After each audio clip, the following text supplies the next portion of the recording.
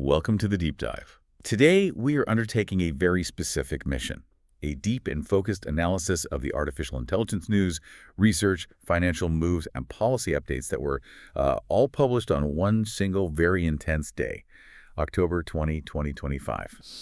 Yeah, if you ever needed proof that the velocity of the AI industry is just accelerating, look no further than this 24-hour period. It gave us simultaneous major model launches, record-shattering financial valuations, breakthroughs in, well, autonomous scientific discovery, and crucial new government action on global security. It really wasn't just another news day. It felt like a phase shift. It truly did. And we've tried to synthesize this huge volume of information into 3 strategic themes, just to make sure you get the essential intelligence without all the noise. So first, we're looking at the new generation of frontier models, and maybe more importantly, the extraordinary financial validation they're getting. Okay. Second, we'll explore the cutting-edge research, specifically focusing on efficiency and critically autonomous scientific discovery. And finally, we'll dive into the complex, emerging global landscape of enterprise adoption, the infrastructure needed, and, of course, the necessary governance. Our goal here is really to connect the dots between these headlines, which on the surface might seem separate. Okay, let's unpack this. Let's start with the sheer scale of the financial and product updates. We absolutely have to begin with Anthropic's day. It was monumental, dominated the headlines. So let's start with the capabilities. What makes the launch of Claude 4 so strategically important, especially, for the coding world? Well, the launch of Claude 4, which includes both Opus 4 and Sonnet 4, it really signals that we're moving rapidly past just basic coding assistance. Yeah. Opus 4, for example, scored 72.5% on the SWE bench. Right. And for listeners maybe not familiar with SWE bench, what does that score actually represent in practical terms? It's essentially a very tough, standardized test. It measures an AI's ability to autonomously fix real-world software problems found in open-source code bases. So a 72.5% score confirms Opus 4 isn't just writing little snippets. It's capable of complex debugging and meaningful software development. Wow. And they didn't stop there either. They also rolled out Claude Code directly onto the web. That dramatically lowers the barrier to entry for developers who maybe don't want to mess with specialized IDE tools. That speed of capability improvement is, well, it's matched only by the sheer amount of money flowing into the company. The financial validation just on this single day was astronomical. Can you maybe put Anthropic's funding landscape into perspective for us? Yeah, it's pretty staggering. Anthropic announced they completed a massive $13 billion Series F funding round, and that valued the company, post-money, at an incredible $183 billion. $183 billion. Exactly. That valuation isn't just a number. It strategically positions Anthropic as, well, almost a dominant geopolitical asset, comparable in market significance to legacy tech giants that have been around for decades. And what drove that valuation so high so quickly? Was it just potential or? It's the growth rate.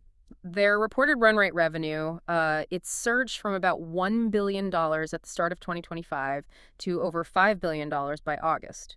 Investors are basically funding that exponential curve. The market is validating these specialized high-performance models. Well, that makes sense. And that's perfectly exemplified by their simultaneous launch of Claude for Life Sciences. Okay, so moving from that general purpose funding to specialization, how does this focus on life sciences translate that huge valuation into, say, protected market share? It's a very strategic move. It's about ring-fencing highly regulated, high-value industries like pharma R&D and drug discovery. This new offering, it features guardrails specific to clinical and compliance needs, plus direct connectors to essential platforms like Benchling and PubMed. Okay, the integrations matter. Hugely. And we saw immediate proof of concept. On specialized tasks like protocol QA, the model scored 0.83, which actually surpasses the human baseline of 0.79. It clearly signals models are now being surgically adapted for the demands of regulated precision work where accuracy is absolutely paramount. This transition leads us perfectly into our next theme, the cutting-edge science. Focusing on efficiency and those fundamental breakthroughs. Let's look at the research that's trying to make these increasingly massive models more affordable to actually run. Right, because the core constraint today is still the immense computational cost, especially processing long documents or complex multimodal inputs. We saw 2 major approaches tackle this on October 20th. The first is the really novel Glyph model coming out of Tsinghua University in China. Okay, Glyph. Now, they're using vision language models, VLMs, For text, why treat long streams of text like an image? That seems counterintuitive. It's actually brilliantly innovative. See, traditional models struggle with the sequential memory needed for massive text windows. You have to process every single token one after another. Glyph bypasses this. It renders the text spatially, like an image, and then processes it with a VLM. Huh. This technique achieves something like 3 to 4x token compression. Strategically, what this means is a VLM trained for, say, 128,000 tokens can suddenly handle a document needing a million tokens. That drastically cuts the computational cost for document analysis. That is a fundamental rethinking of how context scaling works. Huh. Okay, what about optimization for existing multimodal models? If I Yeah. already have a VLM running, how do I make it cheaper now? That's exactly where Sparsavila comes in. This is a training-free framework. It accelerates VLM inference using something called decoupled visual sparsity. The key term there is training-free. Right, no expensive retraining. Precisely. Developers don't have to spend millions retraining their whole model. Instead, Sparsavila acts kind of like a smart filter, letting the model ignore non-essential visual information during processing. And the results were significant speedups up to 4.0x faster prefilling and a 2.6x overall speedup. It makes VLM deployment cheaper, basically overnight. Okay, now let's move from efficiency gains to applied scientific discovery. This is fascinating.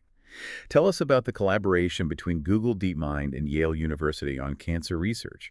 This seems like a significant milestone in AI autonomy. Yeah, this is a major paradigm shift. Their model, the C2S scale 27B foundation model, it didn't just assist human researchers by analyzing data. It crossed the threshold into, well, autonomous discovery. It autonomously generated a completely novel hypothesis about cancer cell behavior and then initiated the experimental validation process. Wow. So what exactly did the AI discover about fighting cancer? The model identified a specific drug, silmatocertib, or CX-4945, as being capable of enhancing antigen presentation in cancer cells.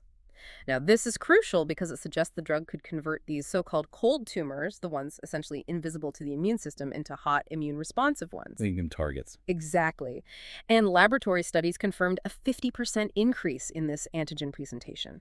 This really establishes a new blueprint for AI as an autonomous scientific collaborator, not just a fancy data cruncher. And on a somewhat smaller scale, perhaps, we also saw proof that AI can help democratize science, validating discovery, even for amateurs. Absolutely. Google demonstrated how its Gemini model could be used by amateur astronomers. They used these frontier LLMs to analyze time-domain astronomy data and successfully identified supernovae and exoplanet transits. It just shows the practical application of AI is now empowering scientific workflows well outside of major institutional labs. Okay, shifting now to how the business world is adapting all this, our third major theme. I mean, the huge funding rounds, the scientific leaps, they only matter if companies can actually put them into production.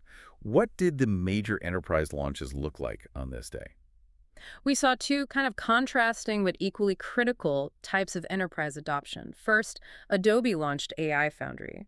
Now, this service is focused squarely on the creative and content side, building custom generative models for text, image, video, even 3D trained exclusively on an enterprise's own brand assets and intellectual property. Ah, so it directly addresses those IP safety concerns that have really plagued the generic Gen AI tools. Precisely. It gives companies like the early testers Home Depot and Walt Disney Imagineering the ability to scale brand-consistent, IP-safe content generation globally. That's huge for brand control. Okay, that's one side. The other major shift seems to be these agents moving beyond just content creation and into optimization and workflow management. Give us a concrete example of agents taking over complex business tasks. Yeah, a great example is the global logistics firm C.H. Robinson. They unveiled their agentic supply chain. This integrates about 30 specialized AI agents right into their platform. And these agents handle millions of complex shipping tasks autonomously, things like dynamic pricing, predictive load matching. Stuff humans used to do. Exactly. Tasks that took hours or even longer with human oversight. Mhm. The shift here is about moving from those human-managed workflows to autonomous agents performing complex decisions in potentially mere seconds. This kind of acceleration, it obviously requires massive infrastructure plumbing underneath it all. What were the key partnership announcements that day, making sure the hardware keeps pace with the software? We saw some crucial alliances strengthening that foundational layer. Mm. NVIDIA and Google Cloud expanded their partnership specifically to accelerate Gen AI development. They're making powerful GPUs and tools like Omniverse, that's for digital twins, and Isaac Sim for robotic simulation, more readily available on Google Cloud. So scale needs simulation tools too. It signals that. And separately, IBM partnered with Grok. They're integrating Grok's high-speed LPU inference technology into IBM's enterprise solutions. An LPU, a language processing unit, it's designed specifically for that lightning-fast, low-latency inference, which is critical for the real-time applications these new autonomous agents demand. Got it. Okay, the immense power and, frankly, the rapid deployment of all these systems necessitates strong guardrails. Hmm. Let's finish with the governance and risk updates, starting with national security. That seemed like a big one. It was. Anthropic set a major precedent here for public-private safety cooperation. They partnered with the U.S. Department of Energy's NNSA, that's the National Nuclear Security Administration. Together, they co-developed a classifier specifically for nuclear proliferation safeguards. Wow. The classifier achieved 96% accuracy, and importantly, it's already being deployed on Claude traffic. This establishes a kind of safety blueprint for how these frontier models can be responsibly used, even in extremely high-stakes security domains. Okay, turning to cyber defense. What did Microsoft's 2025 Digital Defense Report highlight? What's the urgency around AI-enhanced threats? Well, the report issued a pretty clear and sober warning. Adversaries are actively leveraging generative AI to scale up social engineering attacks, automate moving laterally within networks, and evade sophisticated security controls. It basically forces organizations to move away from static, reactive defenses. Because the threats adapt too fast. Exactly. Security now has to be behavior-based, it has to be anticipatory, just to keep pace with AI-enhanced threats that can evolve in real time. And we also saw regulatory bodies kind of trying to quantify the risk in regulated domains like healthcare. Yes, exactly. There was a survey of global medical device regulators that delivered a really stark assessment. 93% of them expect the next major medical device crisis to stem from software, AI, or machine learning within the next 5 years. 93%. Yeah, that data point really highlights that regulators are acutely aware that the risk has fundamentally migrated from, predictable hardware failure to unpredictable software liability. And finally, we saw governments trying to strike that balance between innovation and safety, like the UK's Proactive initiative. That's right. The UK announced the AI Growth Lab's Sandbox initiative. This is a pretty pragmatic framework, actually. It creates these safe testing zones where certain regulations can be temporarily relaxed, but under supervision. It allows companies to test AI products in real-world settings like healthcare and transport. It's an explicit effort to try and ensure safety standards are maintained while simultaneously speeding up the pace of domestic innovation. So let's recap. We just covered immense leaps in model capability, $183 billion in financial validation, the arrival of genuinely autonomous scientific discovery, and the rapid integration of AI agents into critical business operations. And this was all from a single day's updates, October 20th, 2025. Yeah, what really stands out, I think, is this almost violent tension between the velocity and the safety. On one hand, you have AI systems autonomously generating validated scientific hypotheses about drug discovery. That's incredible. On the other hand, you have 93% of medical regulators predicting that AI software will cause the next major industry crisis. It feels like the speed of financial validation is just dramatically outpacing the speed of the legal and ethical acclimatization needed to handle this kind of power responsibly. The market is moving faster than our ability to govern it. And this raises, I think, an important question for you, the listener. As enterprise adoption accelerates, look at the agentic supply chain, the massive employee rollouts of new AI tools across global organizations, Adobe's AI Foundry. Where will the largest systemic risks actually emerge? Will it be from inevitable flaws in the models themselves? Or will it be from the rapid, maybe under-governed integration of these autonomous agents into critical business and public infrastructure? We'll leave you with that thought to process as you digest these significant moves. That's all for this deep dive into the AI updates of October 20, 2025.